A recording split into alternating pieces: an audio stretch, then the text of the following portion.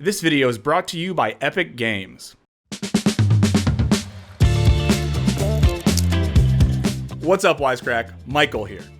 In 1987 and 1995, two movies about futuristic crime fighters were box office hits. Well, one was a hit, and the other was a huge flop. Okay, let me try again. In 1987 and 1995, two movies about futuristic crime fighters sold tickets across North America: Robocop and Judge Dredd.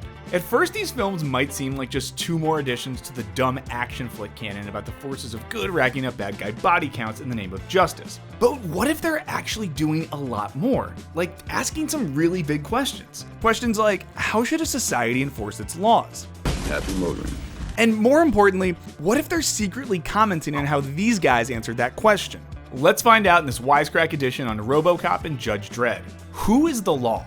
I am the law! And of course, spoilers ahead. But before we continue, I want to give a shout out to this week's sponsor, Fortnite. To catch you up to speed, Fortnite is an epic battle royale game where you drop out of a flying battle bus with 100 players and fight to become the last man standing. The game's Season 4, Chapter 2, Nexus War just dropped. So if you haven't picked up the game before, now is the time to play. The battle pass is pretty stacked since the new skins include some of your favorite Marvel heroes like Storm, Iron Man, Mystique, Doctor Doom, Wolverine, She-Hulk, and even Groot. The game has also updated its maps so you can now battle in Marvel's most iconic locations like Doom's Domain, Sentinel Graveyard, and more. It'll be like your own private version of the next Marvel installment, and good news guys, Iron Man is still alive. Too soon? If you finished last season's Battle Pass and are ready for a new challenge, now is the time to hop on. If you've never played before, make sure you download the game today using the link in the description. The game is free to download and available on PC, PS4, Xbox, and Switch, so check it out. Now, back to the show. Before filmmaker Paul Verhoeven and screenwriter Edward Neumeier brought us this, here's a bunch of MI kids that look like they could eat bugs for lunch. Yum, yum, yum. they brought us Robocop. In a futuristic dystopian Detroit, the megacorporation Omnia Consumer Products, OCP, wins a contract to run the city's police department. After cutting funding so that the cops can't do their jobs properly, they lead police officer Alex Murphy to a gang of criminals led by the dad from that 70s show. Murphy is murdered, and OCP, looking for a guinea pig, rebuilds him as a cost-saving cyborg that is programmed to serve the public trust, protect the innocent, uphold the law. 8 years later, Judge Dredd premiered. Sly Stallone's Judge Joseph Dredd isn't a robot, but a heavily armored street judge who patrols Mega City 1. In this 2080 totalitarian police state, law is maintained by street judges who serve as judge, jury, and executioner. Dredd basically worships the law and is very good at implementing it with catchphrases like, I knew you'd say that. until he gets framed for murder. Dredd, you're under arrest. What's the charge? Murder.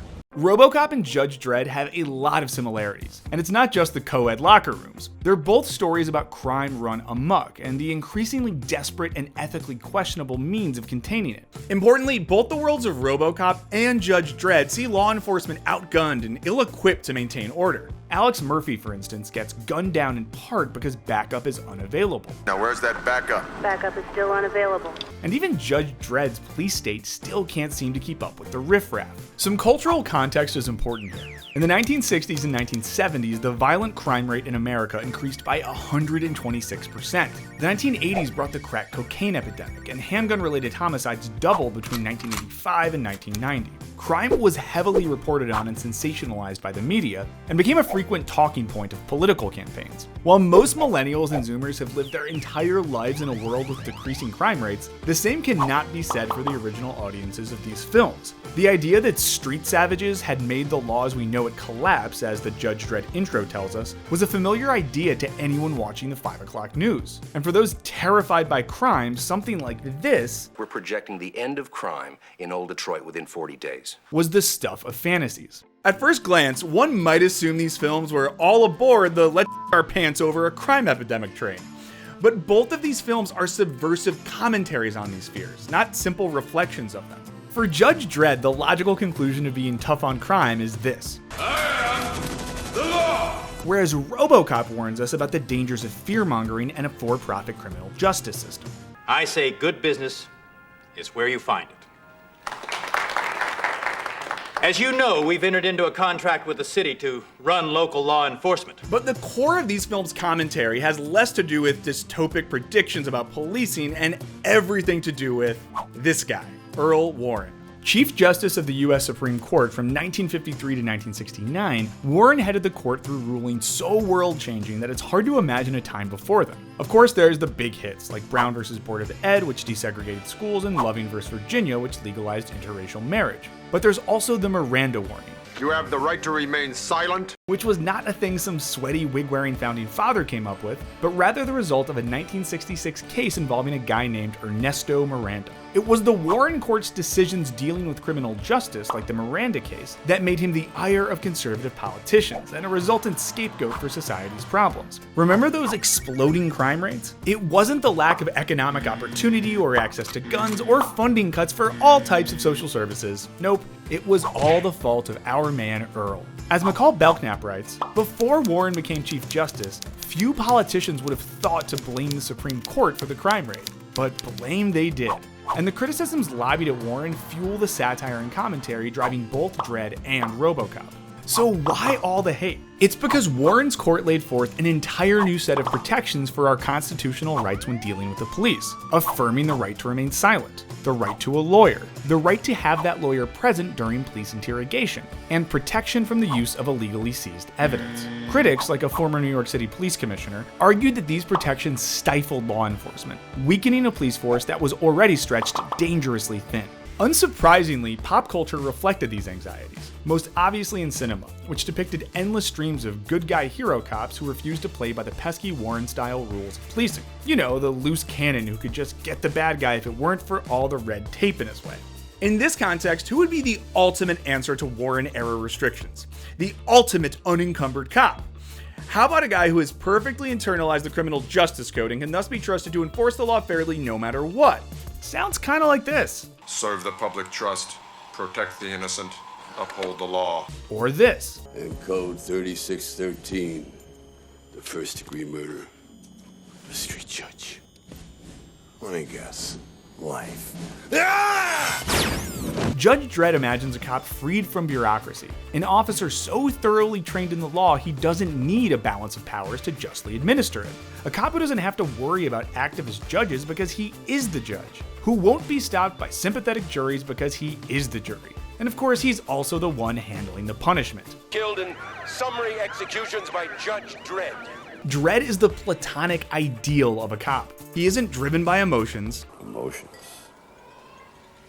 There ought to be a law against them. And doesn't have any friends that could create a conflict of interest. He has simply memorized the law and will dole it out without any bias or compassion. He is to inner city policing what your Roomba is to mid-sized apartment vacuuming. Of course, this is the target of the film's critique. Without a balance of powers, who is to save Dredd when he's on trial? His own biceps?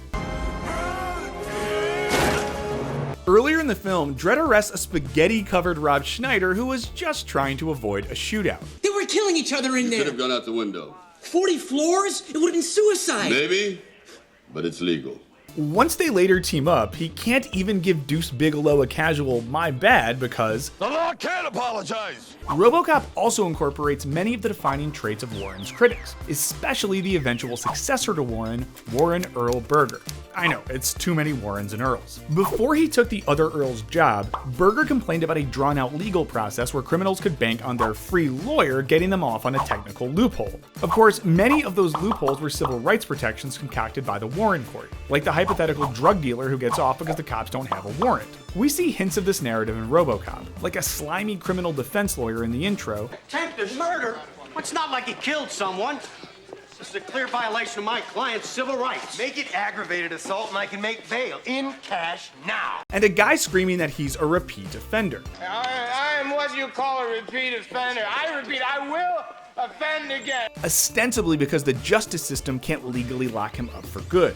One man who catapulted his career straight into the White House by criticizing Warren was one Richard Milhous Nixon. After an explosion of violent protests and riots swept the country in the long hot summer of 1967, soon-to-be presidential candidate Richard Nixon published an op-ed titled "What Has Happened to America?" One of his scapegoats, judges weakening the police's ability to fight crime, a point that Nixon would continue to repeat throughout his presidency. I believe some court decisions have gone too far in the past in weakening the peace forces as against the criminal forces in our society. In fact, as Bob Woodward and Scott Armstrong put it in The Brethren, Berger was chosen by Nixon to lead the Supreme Court specifically because of his ragging on Warren's criminal justice decisions. While Robocop and Judge Dredd came out well after Nixon's impeachment, his tough on crime and anti-war in court rhetoric persisted well into the 80s and 90s.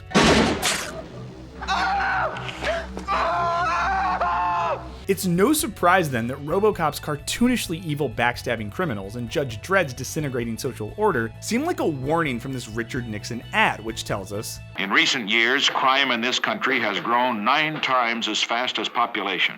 And to vote like your whole world depended on it.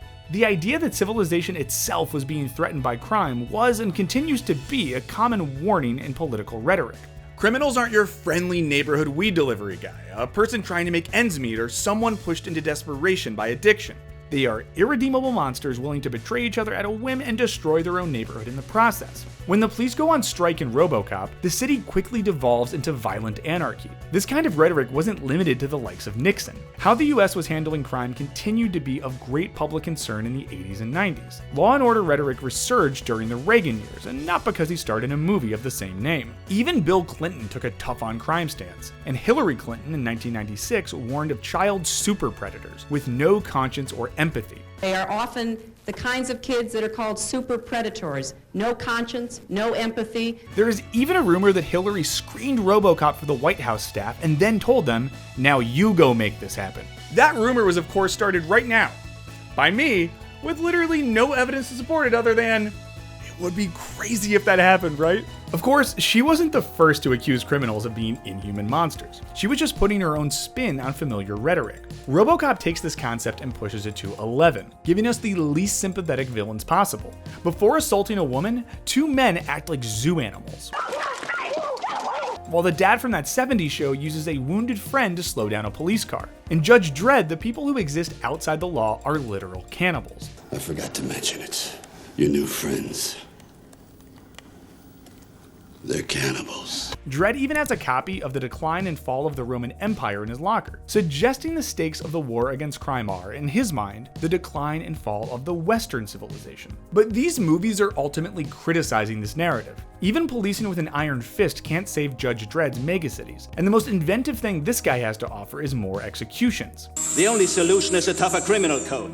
And even if our criminal justice system could clone perfect cops like Dredd, it could do nothing to stop gross abuses of power without a separate judicial system to stop it. Meanwhile, Robocop, through artfully placed commercials, suggests that there's a perverse incentive for the media to report on the chaos of the world, so that OCP can deploy extremely profitable murder robots to save civilization. The criminal justice system in both films are willing to go to extreme lengths in the name of stopping perps, even though they're inflicting a ton of collateral damage with little consideration for the complexities of criminal activity. These worlds, both full of law enforcers, don't seem very lawful at all. In other action movies of the time, vigilante justice is a noble alternative to policing. If the cops can't get the job done, I will. The good guys kill the bad guys, and everyone goes home happy and maybe wondering if there are too many Warren-style rules obstructing cops from doing their jobs. In contrast, Robocop and Judge Dredd are making fun of both the tropes and anxieties of the time. These films satirize romantic notions of good guy cops in a world unencumbered by red tape.